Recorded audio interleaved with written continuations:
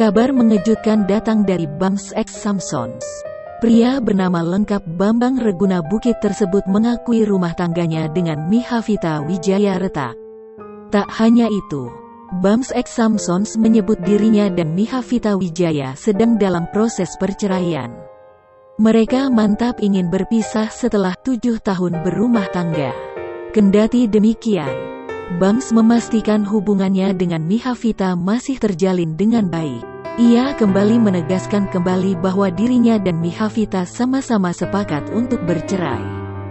Kesepakatan itu terjadi sejak bulan Januari tahun 2021. Sebelum mantap memutuskan bakal bercerai, Bams X Samsons dan Mihavita Wijaya memang jarang diterpa gosip miring. Dari pernikahan itu, mereka dikaruniai 1 orang anak perempuan. Sosok Mihavita pun kerap mencuri perhatian lantaran parasnya yang ayu.